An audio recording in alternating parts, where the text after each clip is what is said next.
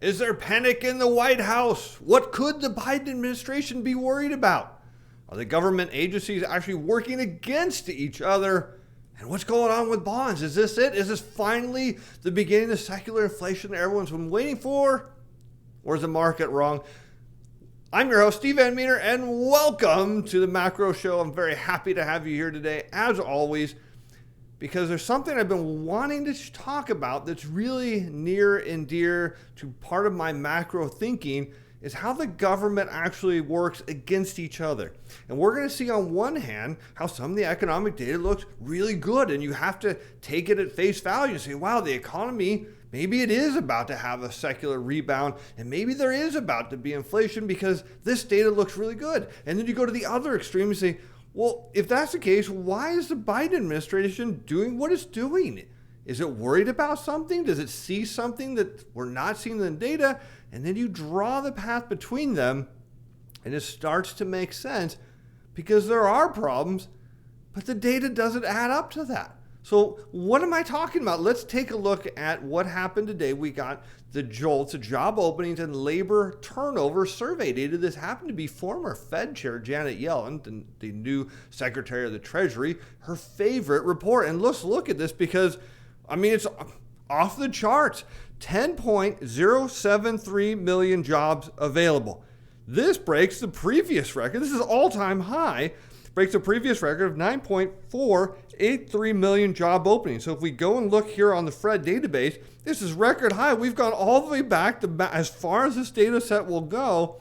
And right now, what this is telling us is there are a massive amount of jobs available in the United States. In fact, if you want one, maybe you could get two because that's how many there are.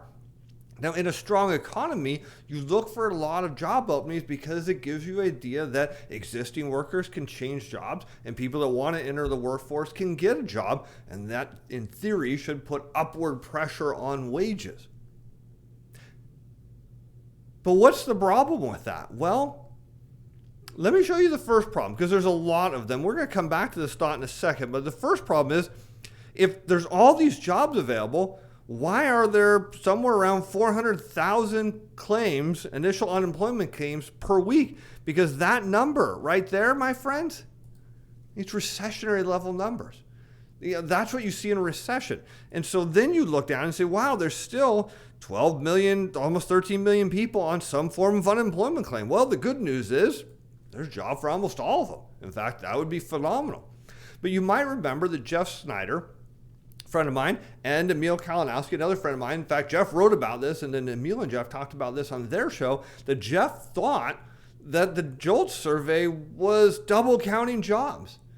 And many of you reached out to me and said, you know, Steve, I think you're right because my company posts a job that we never apply, that we never have any, we don't take applicants for, we never interview anyone for. Other people reached out and said, yeah, my company, not only do we post a job here, we post it in other countries like India. And then we end up hiring the person from India at a fraction of the wage. So we have this constant, due to these regulations, that we have to post jobs, especially if we're looking for people outside the country. And so this number perhaps is artificially inflated because the government doesn't know how to count the actual number of jobs. And when you start to get this picture, you'll see in a little bit why the White House might be afraid. But let's continue on with the story because here from Zero Hedge, here's a great chart. It looks at unemployed workers in blue versus total job openings. And the conclusion is there's 1.371 million more job openings than unemployed workers. So this is a non-issue. I mean, we should just see people going out and getting jobs immediately. And those that have jobs that want better paying jobs should have no problem getting it. And then if we look at the non-farm payroll report as we did on Friday, we still get this number that there's 8 or 9 million jobs to get back to where we should be on trend. And for those of you that are counting on a taper from the Fed, keep in mind the Fed has never, keyword never, tapered until we've gotten the employment back to where it should be. So we're still looking, say, in the 8 million number, I would say dollar, 8 million number of jobs that need to be filled. Well, hey, the good news, there's 10 million of open, so we could do that pretty quick. But what is the bigger picture here that you start to see some worry and why you would think the White House is concerned, and they have every reason to be. So let me show you this. We take a look at this article. It says unemployment aid will vanish for 7.5 million workers in September, and there's no plan to extend. Now, keyword, vanish. So this report from Century Foundation found 7.5 million Americans will lose their unemployment benefits in September. These workers will lose all of their unemployment benefits, not just the 300 weekly benefit. So let's put that in context. 7.5 million Americans are going to have no income in about 4 weeks or 5. This will be the 5th week. So on September 6th, it's all over 7.5 million Americans out of work. Now you say, well, that's no big deal. They can go get jobs. Yes, well, in theory, they can. However, if you've applied for a job at any time in the past, recently, you know that you don't just get hired. You walk in. It's not like the movies where you carry in the help wanted sign, put it on the table, and they hire you and you start getting paid. Now, where this data then gets used, because remember, so this part of the running idea here is a non-farm payroll report is inaccurate because they took an actual minus 133,000 jobs and seasonally adjusted into 943,000. So they created effectively 1 million jobs. But look at what happens when policymakers start to get wind of the data. And here you have Senator Manchin, I'm done with extensions of federal unemployment benefits. So he's saying no more. And he signaled on Saturday that he would not support including an extension of federal jobless aid for gig workers and long-term unemployed Americans beyond Labor Day in the Democrats' budget reconciliation package this fall. He says, I'm done with extensions. The economy is coming back. Look, guys, read your own print. See, here you go. Read your own print. Remember, this is coming from a government agency. You had to read your own print. The economy is stronger now. The job market is stronger. We'll update this. 10 million jobs we can't fill. We're coming back. So now all of a sudden, you see Congress starting to make future policy based on potentially bogus data. And does the White House have an inkling that this is true? Well, let's go to what the White House has to say. And here you see, what did they do this weekend? Student loan repayment pause extended to January 2022 by Biden administration has extended the pandemic payment pause related to federally backed student loan payments to January 31st, 2022. So for many of you, this is great news. The payment pause has been a lifeline that allowed millions of Americans to focus on their families, health, finances, instead of student loans during the national emergency. U.S. Secretary of Education Miguel Cardona stated in a press release, as our nation's economy continues to recover from a deep hole, this final extension will give students and borrowers the time they need to plan for a restart and ensure a smooth pathway back to repayment. Now, you get this, like if there's 10 million jobs available and there's say 5 weeks left of unemployment and there's all this demand from employers to hire, why would you need to extend student loan repayment? Why would you need to do it?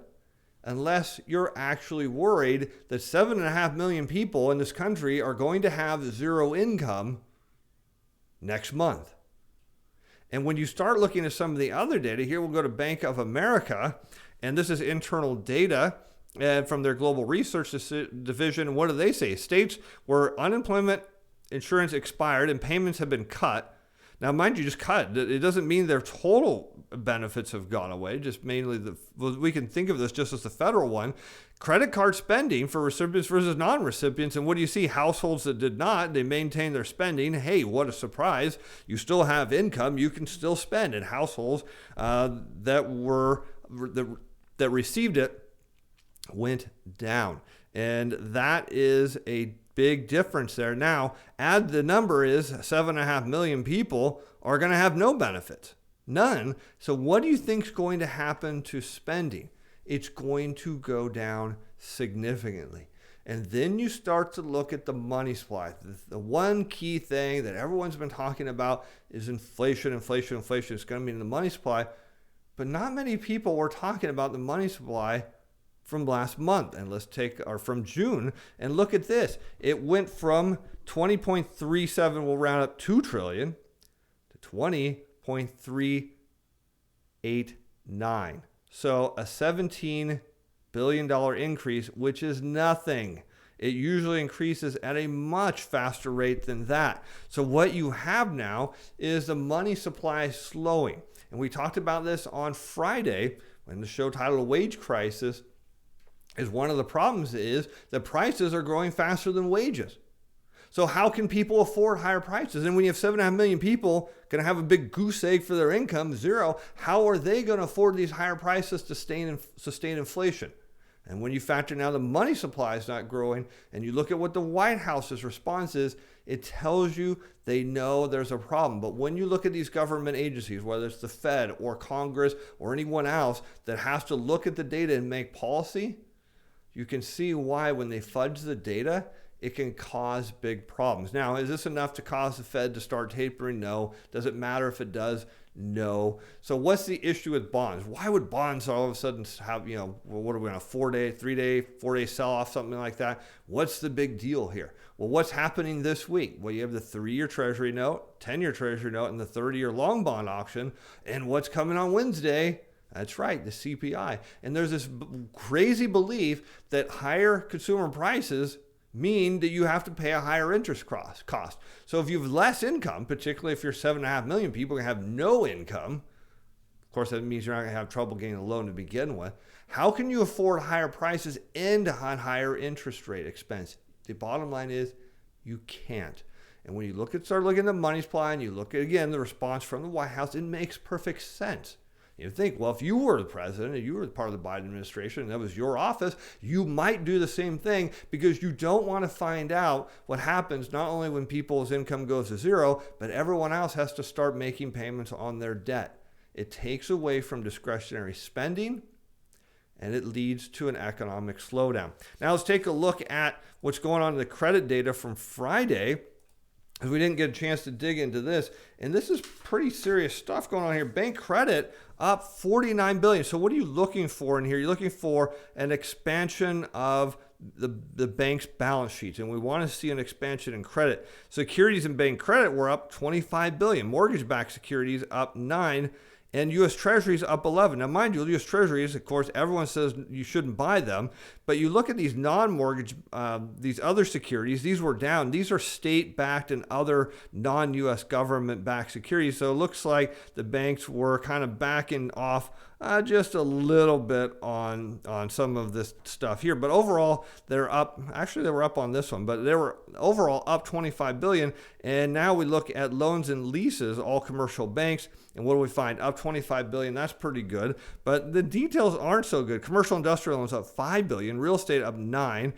Consumer loans up 2. Cash is down 27. But where's all these other loans coming from? Well, how about all loans not elsewhere classified? Well, they were up quite a bit. They were up about $5 billion. Where could that be? Includes loans for, oh, you're going to love this. Margin debt includes loans for purchasing and carrying securities, loans to financial agricultural production, loans to foreign government, foreign banks.